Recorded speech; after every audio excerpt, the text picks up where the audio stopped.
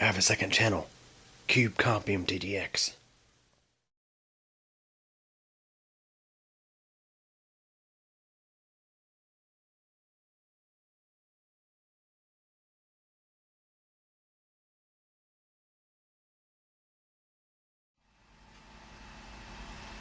Hey everybody, here is another Dell laptop battery pack. This will be the second one I'm doing tonight. So I just harvested cells out of another Dell laptop battery that was made in China, with cells and all, and it was pretty rough. It was a 2009 pack. Two of the cells were corroded, and one or two more looked like they weren't too far from it. And of course, all cells were practically dead. So yeah, let's see what this one has to offer. This is a 2012 battery pack. Battery cell made in China, final assembly also in China. I'm telling you, Dell, they love China. You look at their products, and practically everything's made in China, and they proudly show it on their products too. Like a lot, and of course, like anyone who has their stuff made in China. But anyways, this pack may be a little easier to get into, and I'm thinking the cells may be from the same manufacturer. So, we'll see. This is a it says the combined capacity is 4080 milliamp hours, or 4 amp hours roughly. So we're going to safely assume these cells are probably 2000 milliamp hours. And this pack was pulled from service because it wasn't holding a charge real well, so there's probably some bad cells in this. Who knows? It came out of a pretty nice Dell Latitude machine. So let's see here. See what we have in here.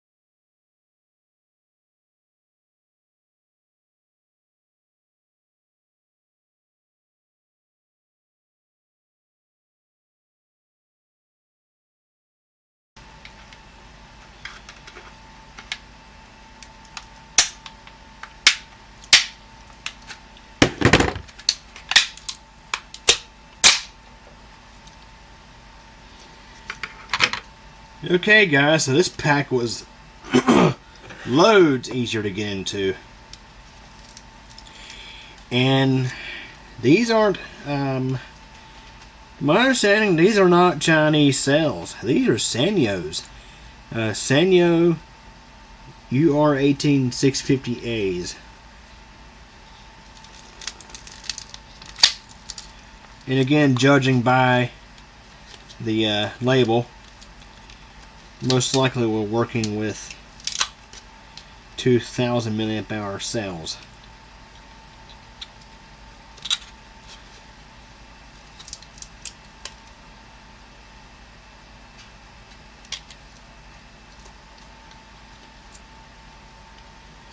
Now carefully get these out of here.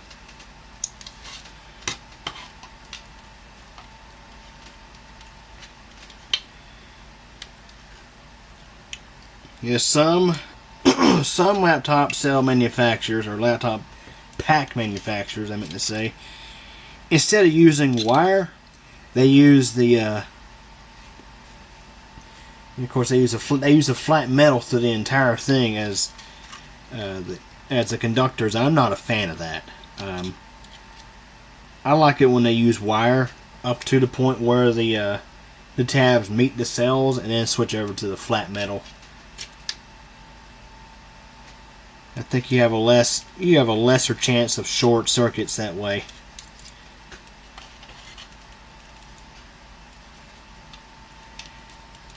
That's one thing you got to be really careful with when you're opening up these packs like this, is that you don't short anything out.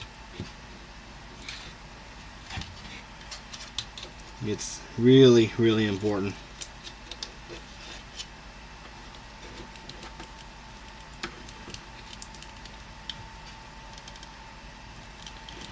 What is, there's probably some glue in here still holding these two down up at the top. Trying to get that to let go.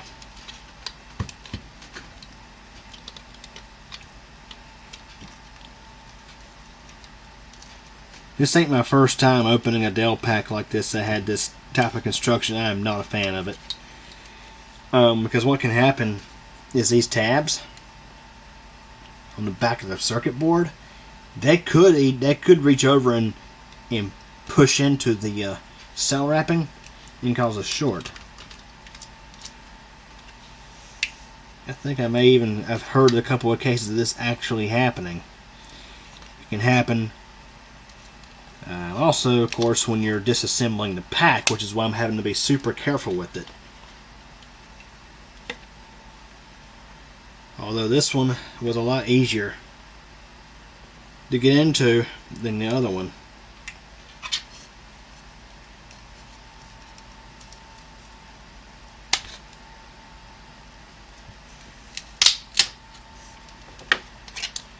Okay. First thing I'll do is start removing this PCB from the pack.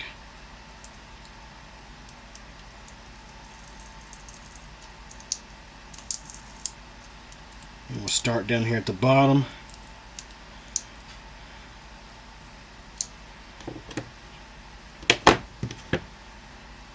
To carefully snip this material. Usually doesn't take too much effort.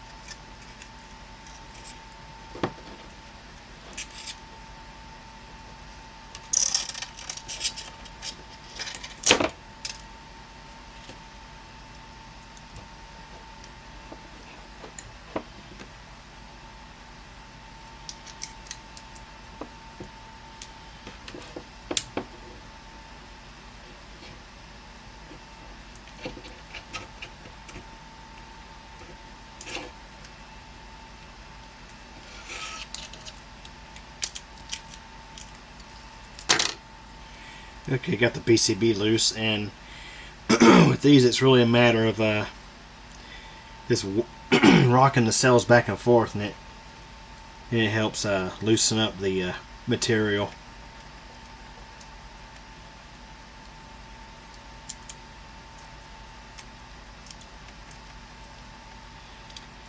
Yeah, we'll go in here with the pliers and help it out some.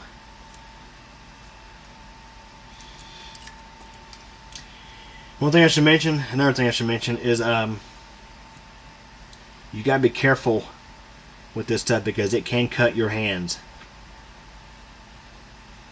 Of course, you don't want that. At least I hope you don't. I don't anyway.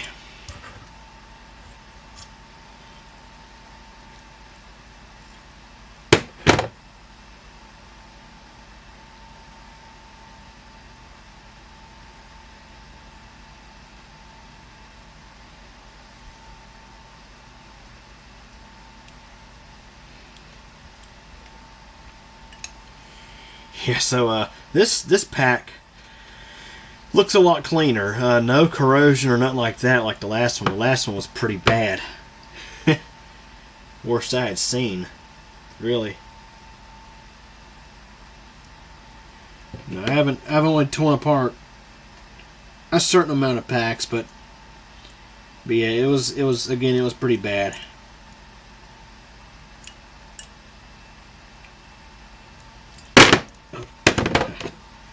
Okay. So before I actually separate these completely, I'm going to see what the voltages are of the pairs.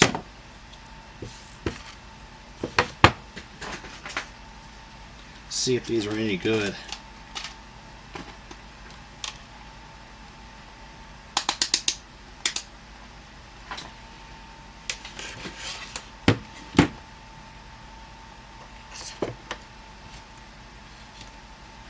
So the pair from the far most back measures at 1.98 volts.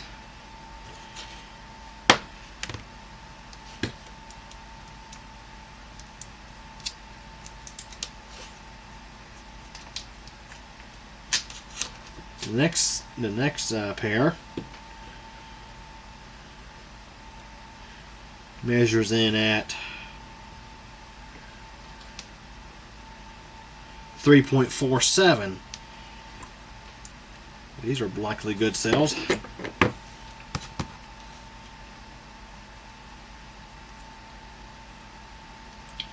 And the remainder, the last pair, measures in at 3.5. So this is a textbook example of why your laptop battery may not be charging up to full potential anymore. Now, this would apply to even current laptops that had the LiPo packs inside of them.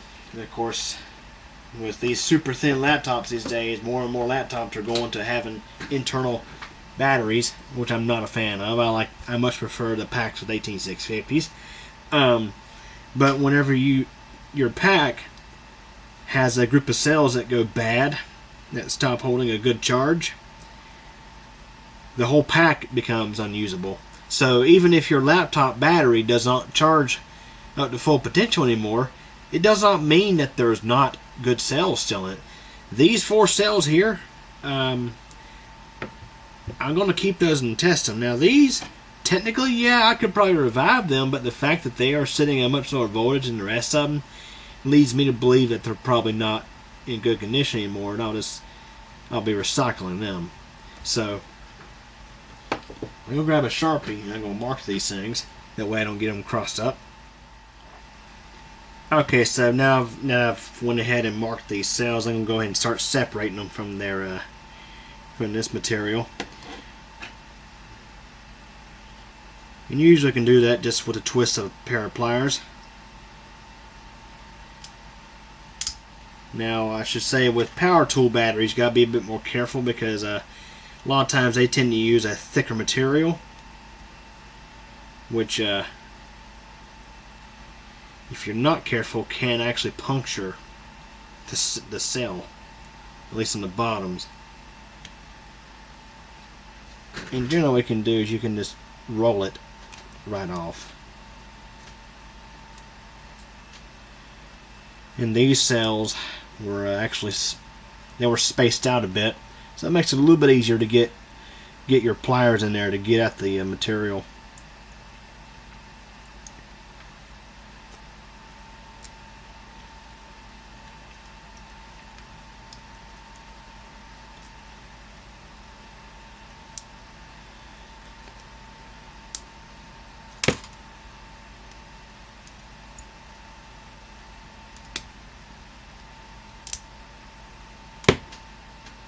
And the leftover nubs, you can just tap them down. These cells, these are going to be getting recycled, so I'm not going to worry about that too much. Now on the positive side, you got to be more careful, especially in the cases where the cell manufacturer, the pack manufacturer, didn't put insulating disc on the front. If there's any nicks in this cell wrapper, that's a path to negative, and thus a short circuit. So you gotta be careful. I have smoked my pliers before on a cell that had a very small pinhole in its cell wrap. That's why I like it when. That's why I much prefer when to see cell manufacturers go the extra mile and put those insulating discs on the positive side of the cell, because that helps. It helps ensure that there's a lower chance of a short circuit happening.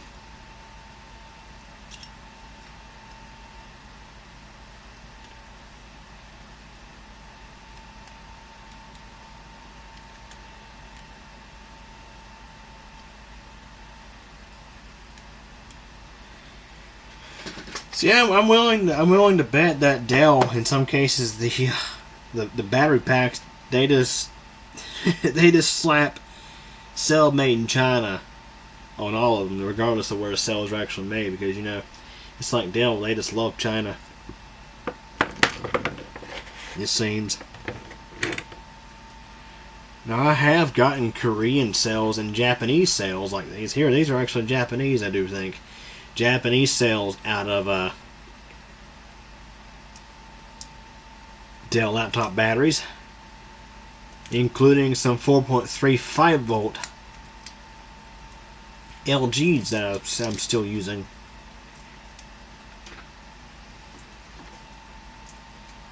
So not necessarily saying Dell packs are bad. I have gotten some good sales from them before. Matter of fact, I'd say an overwhelming majority of my 18650s I have are actually from Dell packs, because I got a collection of 12 Sony 2200 mAh cells that came from a 12 cell brick from a 2003 laptop, and those cells actually are working fantastic. Not often you find that on cells of that age.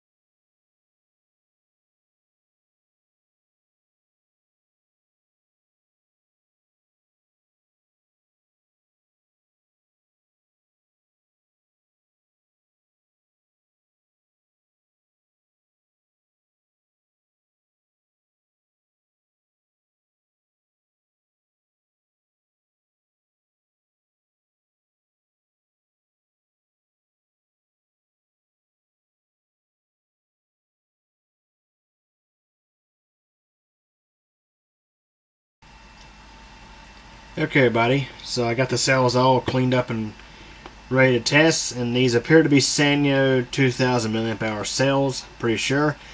So I'll be doing a test in a separate video, so I'll be looking forward to that. So anyways, this pack was a bit easier to open than the last one, not quite nowhere near as much of a pain. So yeah, these other two I'm going to probably be recycling, but these here I'm going to test these in another video. So anyways, be looking forward to that. Hope y'all enjoyed this video. Thanks for watching. Well, everybody, that's it for this video, but don't forget there's a lot more interesting stuff on the channel to check out.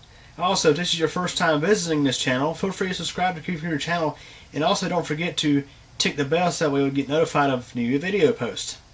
If you like this video, please give it a thumbs up, but if you really didn't like it, there is the alternative option available as well. Also, feel free to check out my second channel, CubeComp MTDX. There you'll find videos about bicycling, weather, elevator tours, and all sorts of other neat, interesting stuff.